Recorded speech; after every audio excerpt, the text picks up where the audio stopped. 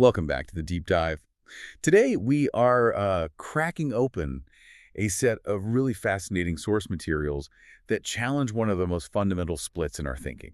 Hmm. The hard line we often draw between what we call science and what we immediately dismiss as mysticism. That's so true. And we're going deep into reflections on what these sources call the biology of belief.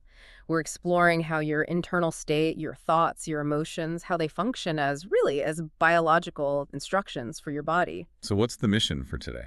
The mission is pretty precise. We want to pull out the mechanisms behind self-regulation and recovery, giving you a kind of shortcut to understanding the mind's command over our physical reality. And the journey really kicks off with this classic conflict.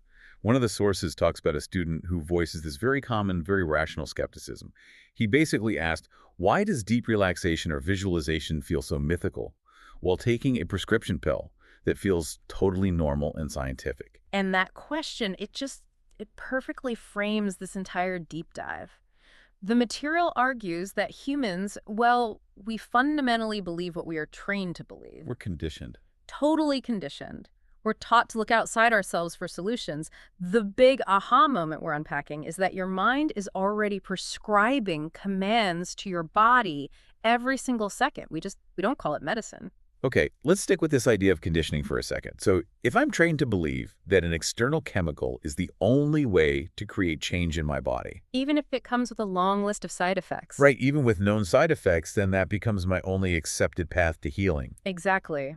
And the teacher in the source material flips that on its head, he asks. What is truly more mysterious? Is it introducing a manufactured substance into your complex system? Or is it using your mind to activate the body's own, natural self-repair abilities? When you put it like that, the internal mechanism almost seems less strange. It does, and I think we all have tangible evidence for this in our own lives. These are common physical responses that just prove the mind is constantly issuing these clear biological commands. Okay, let's get into those. Listeners, think about your own experience with this. Yeah. Have you ever felt your face flush? I mean, a genuine physical blush. Oh, instantly. Just from hearing a single embarrassing phrase or remembering something. Or what about a genuine stomach ache? That stabbing feeling, just from worrying about something that hasn't even happened. The gut just reacts to the brain's perceived threat. Absolutely. Or losing sleep, not because of some noise, but because of a thought you just can't switch off. That is a biological command overriding your need for rest. And this one is, I think, the most powerful example. Yeah. Have you ever been in real pain, say, after an injury, and felt that pain just ease up almost instantly because someone you trust held your hand and just said, everything's going to be okay? I mean, you can feel your whole nervous system just downshift in that moment. That's not just emotional comfort. It's a physiological change, and those common experiences prove the central point. The mind is constantly issuing these biological commands, whether we're aware of it or not. We just forget the power that originates inside us.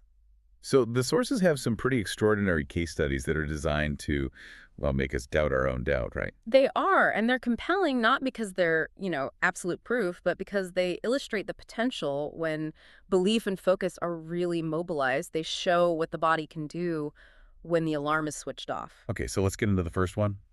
This case involves a woman who ruptured her eardrum while swimming. She's miles from a town. There's bleeding, intense pain. A truly frightening situation. Right. And instead of panicking, she enters this state of deep relaxation, places her hand on her ear, and just repeats a simple instruction: disappear, disappear, disappear. And according to her, the bleeding stopped immediately. The pain dropped way down, and the doctor was, as the source says, astonished when she finally got to him hours later. The key wasn't the magic word, was it? No, not at all. The key was the body's response to a clear, unambiguous, non-panicked directive from the mind. Okay, then there's case two, the skeptical doctor. This was a physician with debilitating cluster headaches, and he rejected all of this mind-based stuff, called it irrational. Until he got desperate. He attends a course, and at first the results aren't great. The pain goes away during the practice, but then it comes right back. But he kept at it. He kept at it, and over time, the pain would retreat for longer and longer with fewer attempts needed. Eventually, he got to a point where he didn't need his strong medication for a long time. The fact that a clinical mind was forced to accept this it's very telling. And finally, case three, which really pushes the boundaries. the nun with nearsightedness who had worn glasses for 27 years. Right, and during deep meditation, she didn't just wish for better vision, she gave her brain a very specific operational command. Was it? She said, "Every time I blink, my eyes will adjust like a camera lens." That is an instruction with an action. After 2 weeks, she was living without her glasses except for reading fine print. And this was documented. Crucially, yes, a doctor tracked and confirmed the physiological improvement in her vision. It was a measurable change. But wait a minute. Isn't there a risk here? I mean, is the source suggesting we should just abandon medical treatments and just believe our way to health? That's a super important point, and no, that's not it at all. The common denominator in those cases wasn't just hope. It was a focused mental state that bypassed the chaotic defensive nervous system. They delivered an unambiguous instruction. So how does this connect to established medical research? Well, the sources bring up the concept of spontaneous remission in cancer research, cases where patients recover in ways that medicine struggles to fully explain. Spontaneous remission. Yeah. That phrase alone implies some kind of hidden power at work. It does, and doctors studying these cases see links between attitude, emotion, belief, and how well a patient adapts and responds to treatment. And this is the crucial nuance. Hi. The mind does not replace medicine. It is a fundamental, functional part of the recovery equation. It's not an either, it's an integrated system. Absolutely not. It's integrated. Your internal dialogue dictates how effectively your body uses all the resources available to it, both internal and external. So let's get into that underlying biology. What is the actual mechanism that governs whether our body is in a state of repair or not? The sources simplify it into two primary competing modes. They call them peace mode and war mode, and they can't run at the same time. Okay, so walk us through war mode. War mode is your stress or defense mode. It's the classic fight or flight response. Your heart rate shoots up, muscles constrict, you get a flood of cortisol. It makes it hard to sleep, and pain feels much more intense. Great for running from a tiger. Excellent for that, but catastrophic for long-term health because the body diverts all its resources to immediate survival.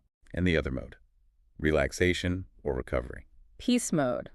Your breathing deepens, your nervous system calms down, and the body can finally prioritize regeneration and repair. If you are constantly running from some emotional threat, your body will not waste energy fixing chronic inflammation. It's saving that energy. I think a lot of people listening can probably identify with spending most of their lives in that constant keyed up defense mode. Oh, for sure. And then we wonder why our bodies struggle. The sources say that deep relaxation is the door. Entering that deep state, the alpha or theta brainwave state, it quiets the mental noise. It allows the repair signals to finally get through. They're not being drowned out by constant signals of danger. It's like you said, the mind isn't stitching the moon. It's just turning off the alarm so the body's own maintenance crew can finally get to work. Which brings us to the flip side of this, the nocebo effect. Right. We all know the placebo effect, where positive belief causes a real physical change. Well, nocebo is just as potent. The idea that negative expectations, the fear and doubt, can actually create or worsen symptoms. Yes. Thoughts like, "I'm always getting sick," or "I'm just weak," they function as powerful biological commands that lock the body into defense mode. The words we say to ourselves are, without a doubt, the most powerful prescription we ever receive. And what about emotions? The sources talk about mental toxins. Why that word? Toxins. They're defined as toxins because of their chemical effect. Chronic guilt, resentment, anger. They are signals that physically prevent the body from ever entering recovery mode. They lock the system in conflict. The forgiveness. Forgiveness isn't for the other person. It's a biological self-release so your own body can, as the source says, breathe. It is a fundamental act of self-care. That's a huge shift. So if you're listening and you're convinced of this peace versus war mechanism, how do you actually start? We're so trained to look outside ourselves for a fix. And that's the key. We have to move from the idea of control, which creates tension, to mastery. And the sources provide a really practical, safe framework for this. And again, it's complementary, not a replacement for medical care. Okay, so what are the lessons for self-mastery? Where do you start? Lesson 1, signal safety. First, you just have to do an internal check-in. Ask yourself, right now, is my body in a state of war or peace? Your body needs a clear, undeniable safety signal before it can start any repairs. You can't heal in a panic. And once you know your state, how do you switch it? Lesson 2, state is the switch. This is about practice. Just 15 minutes a day of deep relaxation. Sit still, Slow your breathing way down and consciously relax your face, your shoulders, and your abdomen.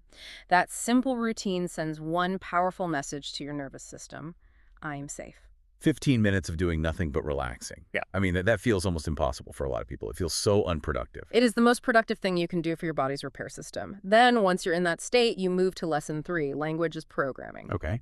While you're relaxed, you whisper simple, positive, specific phrases. Nothing dramatic, just, I am calm. My body is recovering. I get better every day.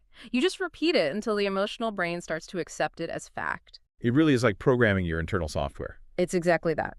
Then lesson 4 is visualization directs attention. And this should be brief, not a big effort.